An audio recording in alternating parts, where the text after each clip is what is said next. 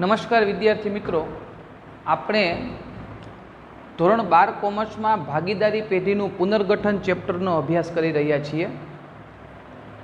આપણે લાસ્ટ લેક્ચરમાં સ્વાધ્યાયનો દાખલા નંબર 13 છે એનો અભ્યાસ કરેલો હતો, જેમાં આપણે આમ નોંધ બનાવવાની હતી અને ભાગીદારના મૂડી ખાતા બનાવવાના હતા અને પાકો સરવૈયો બનાવવાનો હતો।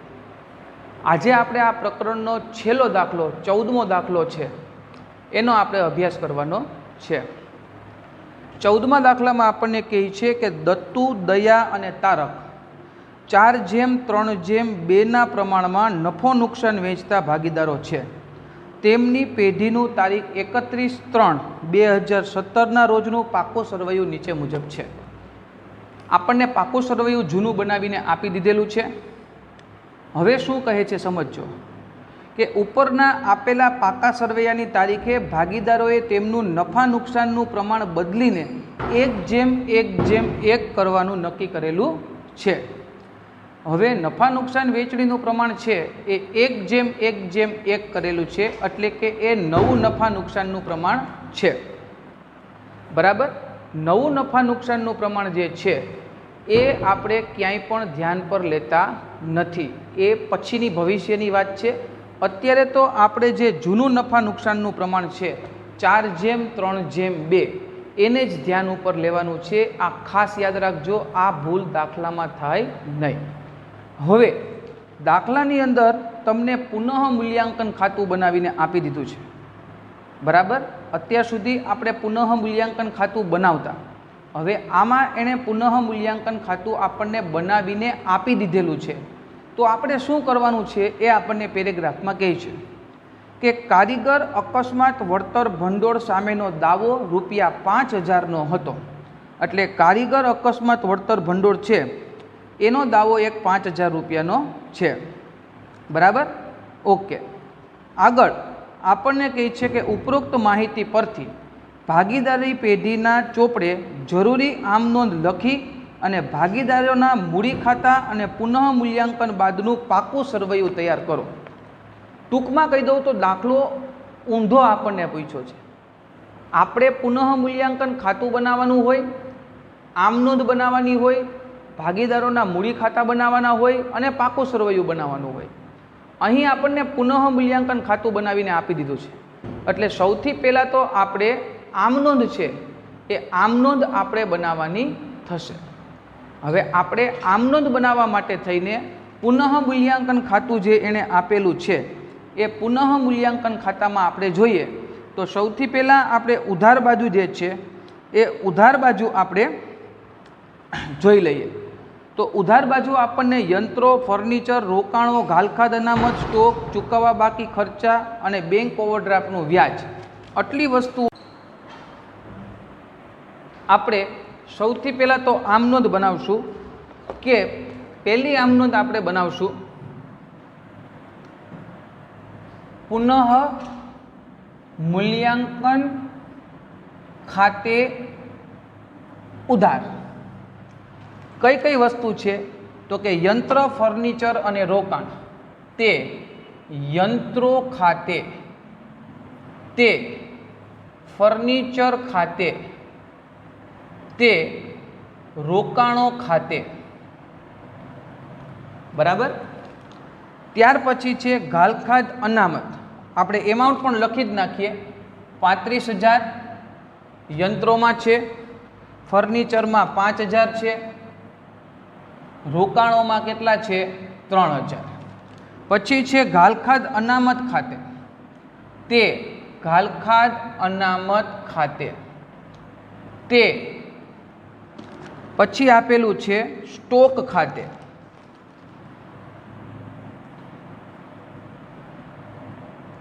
તે ચૂકવવાના બાકી ખર્ચ ખાતે। ઘાલખાદ અનામતના છે 10,000, આના છે 3,000 અને આના છે 1,500, 2,000 છે। ચૂકવવા બાકી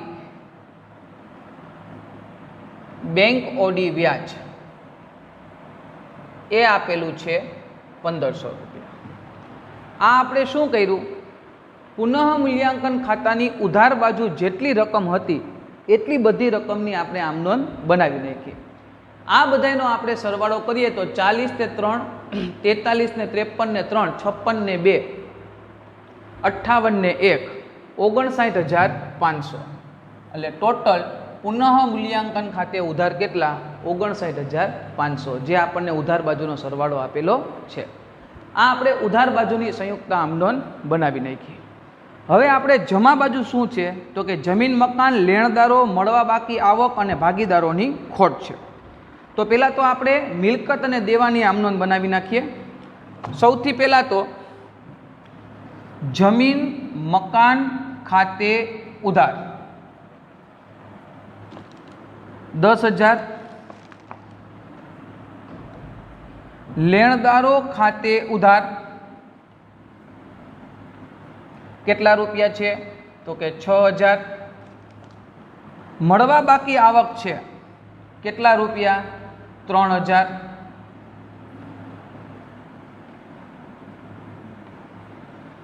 તે પુનઃ મૂલ્યાંકન ખાતે જમા. 10 ને 6 16, 16 ને 3 કેટલા રૂપિયા 19,000. આ આપણે પુનઃ મૂલ્યાંકન ખાતે ઉધાર હતું એ પુનઃ મૂલ્યાંકન ખાતે ઉધાર તે જે તે ખાતા ખાતે જમા. પુનઃ મૂલ્યાંકન ખાતામાં જમા હતું એ પુનઃ મૂલ્યાંકન ખાતે જમા, જે તે ખાતા ખાતે ઉધાર. એટલે પુનઃ મૂલ્યાંકન ખાતાની ઉધાર બાજુ કમ્પ્લીટ થઈ ગઈ, પુનઃ મૂલ્યાંકન ખાતાની જમા બાકી કમ્પ્લીટ થઈ ગઈ. હવે એમાં ખોટ આપી છે. નફો હોય તો ભાગીદારના મૂડી ખાતે ઉધાર થાય, નફો હોય તો ભાગીદારના મૂડી ખાતે જમા થાય, નુકસાન હોય તો ભાગીદારના મૂડી ખાતે ઉધાર થાય. ભાગીદારો છે દત્તુ, દયા અને તારક. એટલે લખીએ દત્તુના મૂડી ખાતે ઉધાર, દયાના મૂડી ખાતે ઉધાર, તારકના મૂડી ખાતે ઉધાર, તે પુનઃ મૂલ્યાંકન ખાતે જમા. ત્રણેયના ભાગે ખોટ આપણને આપી જ છે 18,000, 13,500, 18,000, 13,500 અને 9,000. ટોટલ 40,500 રૂપિયાની જે ખોટ હતી એ ખોટ પણ આપણે વેચી દીધી. આ આપણે શું કર્યું, પુનઃ મૂલ્યાંકન ખાતે જેટલા વ્યવહારો હતા એ વ્યવહારોની આપણે આમ નોંધ કમ્પ્લીટ કરી. તમારે તારીખ, વિગત, થાપા, ઉધાર રૂપિયા, જમા રૂપિયા એવી રીતે વ્યવસ્થિત દોરીને બાબત જે પણ મેં તમને લખતા શીખડાવી દીધી છે. એટલે એ રીતે તમારે આખો દાખલામાં આમ નોંધ લખવાની છે. એટલે પુનઃ મૂલ્યાંકન ખાતું છે એ આપણું આખું પૂરું થઈ ગયું. હવે આપણે પાકું સરવૈયું જોઈ લઈએ કે એમાં મૂડી દેવા બાજુ જો સામાન્ય અનામત છે, નફા નુકસાન ખાતું છે, એવી કોઈ વસ્તુ આપણને આપી હોય બરાબર, તો એવી આપણે વસ્તુની આપણે આમ નોંધ જોઈ લઈએ.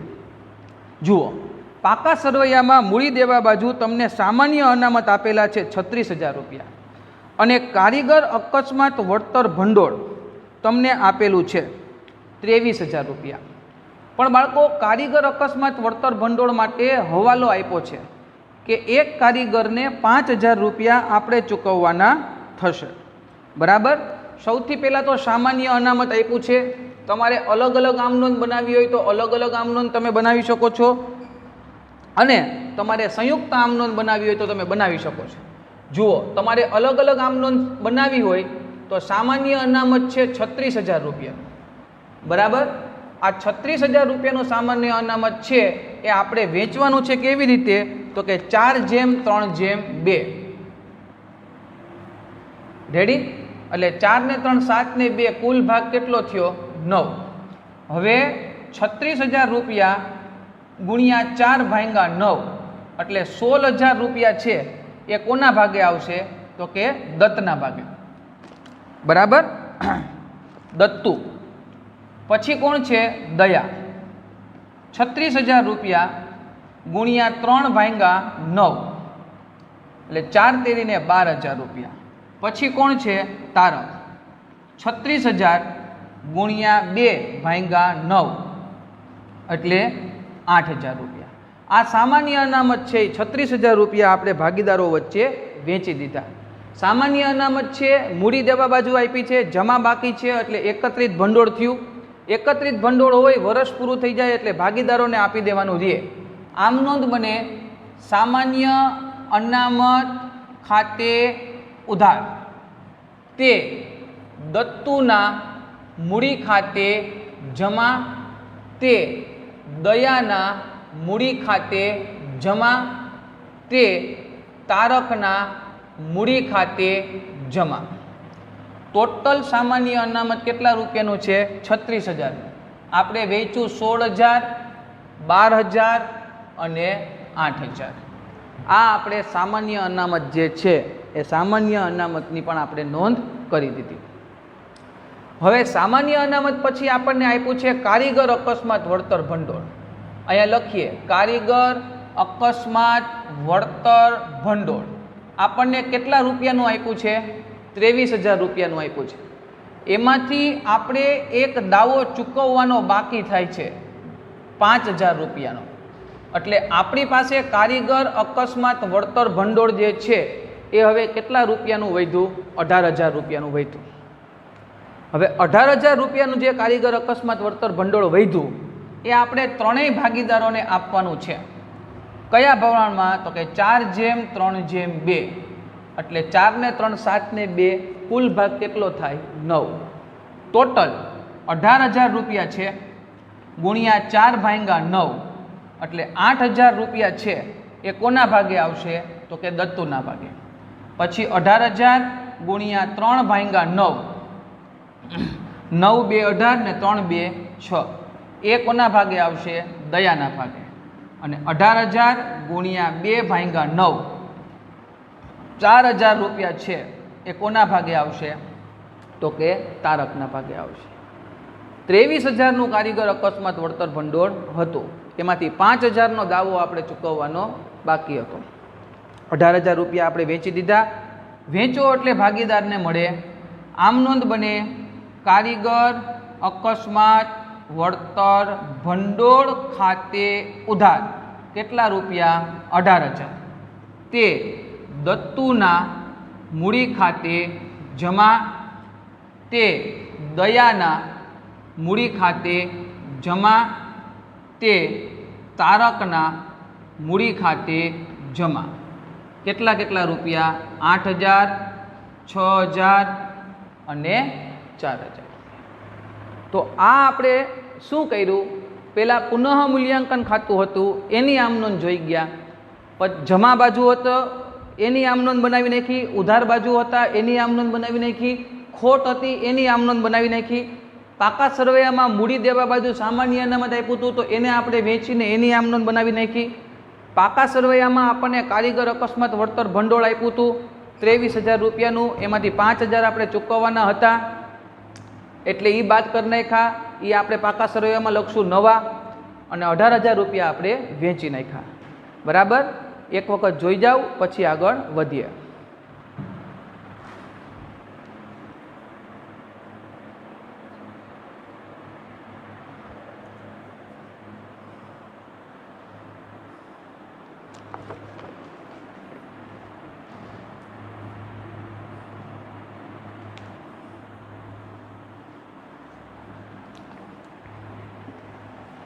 ચાલો હવે આપણને પાકા સરવૈયા ઉપર આપણે નજર ફેરવી લઈએ કે કોઈ અનામત એવું તો નથી ને કે જે આપણે વેચવાનું બાકી રહી જતું હોય, એની ઉપર આપણે નજર ફેરવવી પડે.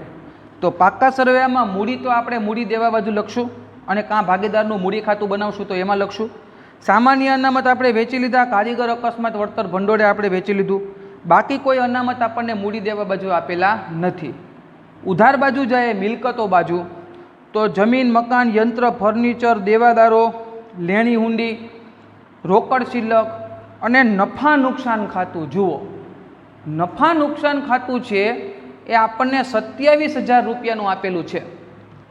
તો એ 27,000 રૂપિયાનું નફા નુકસાન ખાતું આપણે 4:3:2 પ્રમાણમાં વેચવું પડે. આપણને નફા નુકસાન ખાતું પાકા સરવૈયામાં 27,000 રૂપિયા આપેલું છે. એ આપણે 4:3:2 પ્રમાણમાં વેચવું પડે. 4 ને 3 7 ને 2 9. યાદ રાખજો બાળકો, નફા નુકસાન ખાતું મિલકત લેણા બાજુ આપ્યું છે. મિલકત લેણા એટલે ઉધાર બાકી થાય, એટલે આપણને ઉધાર બાકી આપેલી છે નફા નુકસાન ખાતાની. તો આપણે સૌથી પહેલાં તો 27,000 રૂપિયા ગુણ્યા 4/9. 9 તેરી 27 ને 4 તેરી 12. અહીંયા 27,000 ગુણ્યા 3/9. 9 તેરી 27 ને 3 તેરી 9. અહીંયા પણ 27,000 ગુણ્યા 2/9. 3 2 6,000. આ વેચી દીધા. નફા નુકસાન ખાતું મિલકત લેણા બાજુ આપેલું હતું, એટલે આપણે ઉધાર બાકી છે. ભાગીદારના મૂડી ખાતે ઉધાર થાય. ભાગીદાર કોણ છે? તો કે દત્તુના મૂડી ખાતે ઉધાર, દયાના મૂડી ખાતે ઉધાર, તારકના મૂડી ખાતે ઉધાર. તે નફા નુકસાન ખાતે જમા. ટોટલ નફા નુકસાન ખાતું કેટલા રૂપિયાનું છે? 27,000નું. દત્તુના મૂડી ખાતે 12,000 આવે, દયાના મૂડી ખાતે 9,000 આવે, અને તારકના મૂડી ખાતે કેટલા રૂપિયા આવે? 6,000. આખું પાકું સરવૈયું આપણે વ્યવસ્થિત રીતે જોઈ ગયા. એમાં હવે કંઈ વધતું નથી. તો હવે આપણે બનાવવાનું છે ભાગીદારોના મૂડી ખાતા અને પાકું સરવૈયું. એ આપણે કેવી રીતે બને એ આપણે જોશું આગળ. એક વખત આ નફા નુકસાન ખાતાની વેચણી છે એની ઉપર નજર ફેરવી જાઓ.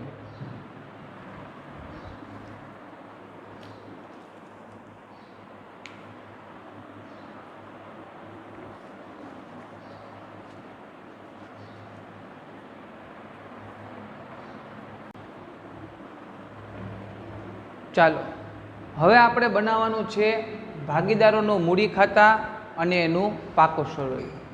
સૌથી પહેલાં તો આપણે ભાગીદારની મૂડી જે આપણને પાકા સરવૈયામાં આપી છે એ આપણે મૂડી છે એ બાકી આગળ લાવ્યા તરીકે લખી નાખ્યા.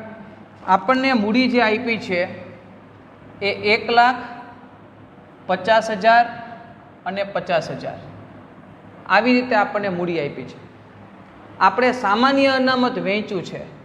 સામાન્ય અનામત ખાતે આપણે ત્રણેય ભાગીદારને સામાન્ય અનામત આપ્યું છે 16,000, 12,000 અને 8,000. 16,000, 12,000, 8,000. આપણે કારીગર અકસ્માત વળતર ભંડોળ ભાગીદારને આપ્યું છે કેટલા રૂપિયા? 8,000, 6,000 અને 4,000. 8,000, 6,000 અને 4,000. આપણે નફા નુકસાન ખાતું વેચ્યું છે ઉધાર, એટલે અહીં લખીએ નફા નુકસાન ખાતે કેટલા રૂપિયા છે? તો કે 12,000, 9,000 અને 6,000. 12,000, 9,000 અને 6,000. પછી આપણે પુનઃ મૂલ્યાંકન ખાતાની ખોટ વેચી છે 18,000, પછી 13,500 અને 9,000. આને લખીએ પુનઃ મૂલ્યાંકન ખાતેથી કૌંસમાં ખોટ. એટલે ભાગીદારના મૂડી ખાતે જેટલી પણ અસર આવતી હતી આપણે આમ નોંધો બનાવી હતી એ બધાયની આપણે ભાગીદારના મૂડી ખાતે અસર આપી દીધી.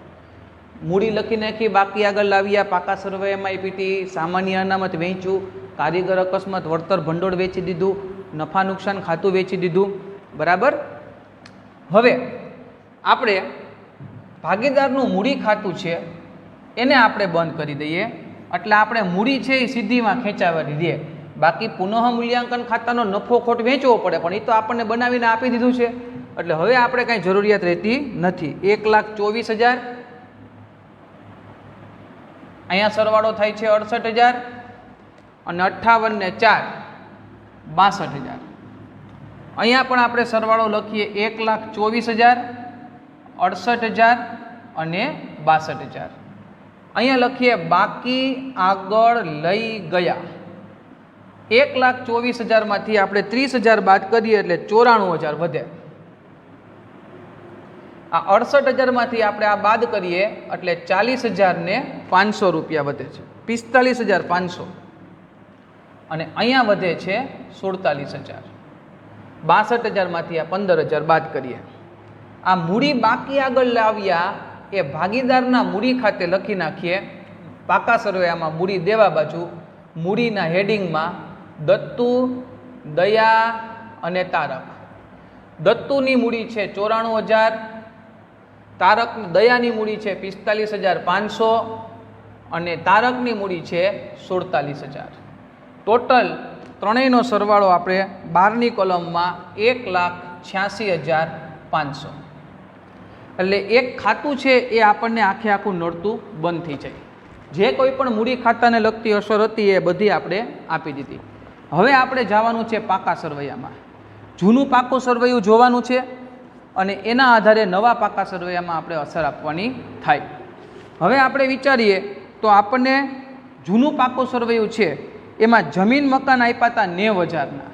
પુનઃ મૂલ્યાંકન ખાતામાં જુઓ જમા બાજુ જમીન મકાન 10,000 રૂપિયા આપ્યા છે. એનો મતલબ એવો થયો કે મિલકતની કિંમત 1,00,000 રૂપિયા થાય. કેવી રીતે? તો કે જમીન મકાન છે એ જૂના પાકા સરવૈયામાં આપણને આપેલું છે 90,000. પુનઃ મૂલ્યાંકન ખાતે જમા 10,000 રૂપિયા છે એટલે જમીન મકાનની કિંમત છે એ 10,000 રૂપિયા વધી હોય. તમને ખ્યાલ ન આવે તો લખી દો જમીન મકાન 90,000 પ્લસ વધારો 10,000 એટલે 12ની કોલમમાં જમીન મકાન છે એ કેટલા આવે? 1,00,000. સમજાય છે? જૂના પાકા સરવૈયામાં જમીન મકાન છે એ 90,000ના હતા. પુનઃ મૂલ્યાંકન ખાતે 10,000 રૂપિયા જમીન મકાન ખાતે જમા કરેલા છે. એનો મતલબ એવો છે કે મિલકત વધી હોય, કારણ કે આપણા માટે નફો હોય તો જ આપણે જમા કર્યો હોય. એટલે હવે જમીન મકાન છે એ 1,00,000 રૂપિયાનું ગણાશે. પછી યંત્રો છે એ 80,000 રૂપિયાના આપણને આપેલા છે. પણ યંત્રો છે તો પુનઃ મૂલ્યાંકન ખાતે જુઓ ઉધાર કે જમા ક્યાંય યંત્રો ખાતે છે? તો કે હા, પુનઃ મૂલ્યાંકન ખાતામાં ઉધાર બાજુ યંત્રો આપ્યા છે આપણને 35,000 રૂપિયાના. એટલે યંત્રો જે છે એ ખરેખર 80,000ના છે, પણ એમાં ઘટાડો થયો હોય 35,000 રૂપિયાનો તો જ આપણું યંત્ર છે એ પુનઃ મૂલ્યાંકન ખાતે ઉધાર થયું હોય. પુનઃ મૂલ્યાંકન ખાતે ઉધાર બાજુ યંત્ર ખાતે 35,000 રૂપિયા લખ્યા છે. એનો મતલબ એવો છે કે ઉધાર તો જ થયું હોય જો મિલકતની કિંમત ઘટી હોય. તો ઘટી હોય તો આપણે ઘટાડા તરીકે દર્શાવવું પડે. ત્યાર પછી આપણને આપેલું છે ફર્નિચર. કેટલા રૂપિયા? 20,000. ફર્નિચર 20,000 રૂપિયાનું આપેલું છે, પણ પુનઃ મૂલ્યાંકન ખાતે જુઓ ઉધાર કરેલા છે 5,000 રૂપિયા. એનો મતલબ એવો થયો કે ફર્નિચરની કિંમત પણ આપણી ઘટી હોય. કેટલા રૂપિયા? 5,000. ત્યાર પછી રોકાણો છે એ 15,000ના આપ્યા છે, પણ એ પણ પુનઃ મૂલ્યાંકન ખાતે જુઓ ઉધાર છે 3,000 રૂપિયા. એટલે રોકાણો કાયદેસર રીતે 15,000ના છે, પણ એમાં ઘટાડો થયો હોય કેટલા રૂપિયાનો? 3,000 રૂપિયાનો.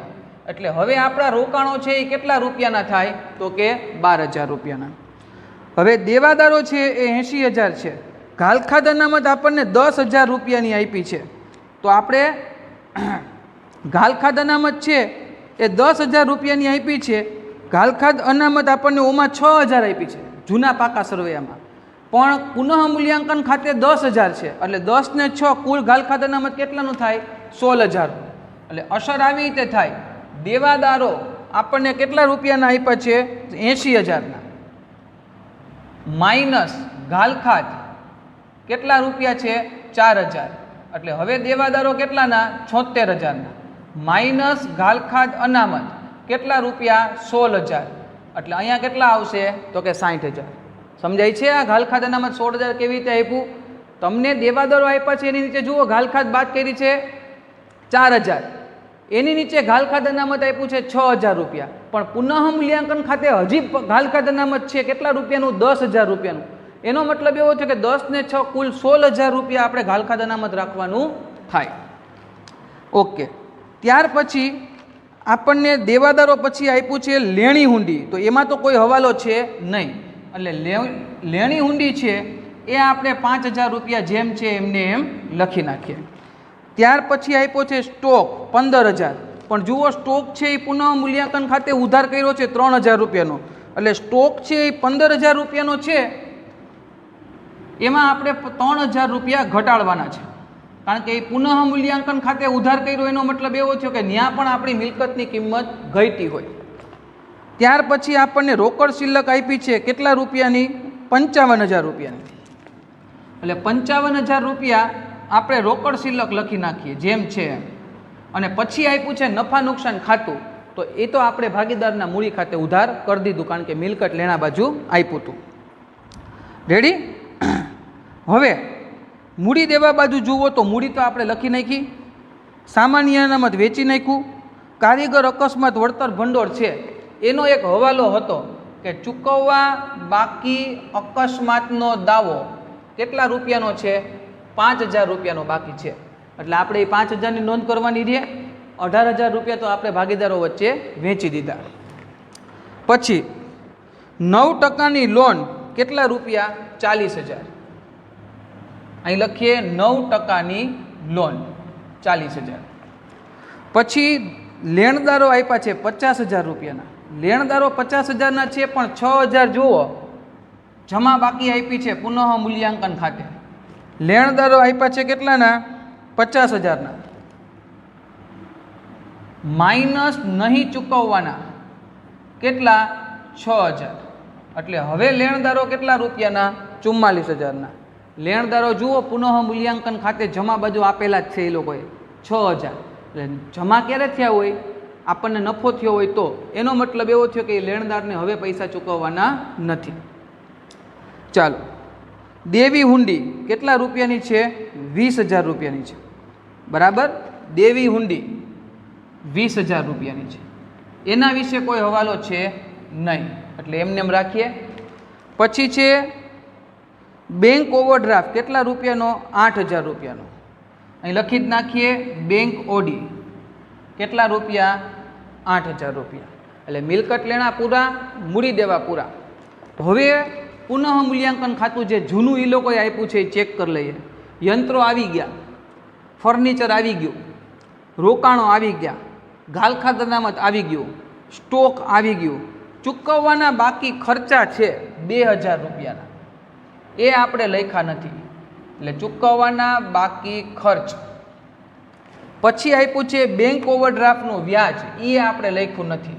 અહીં લખીએ ચૂકવવા બાકી બેંક ઓડીનું વ્યાજ કેટલા રૂપિયા? 1,500 રૂપિયા.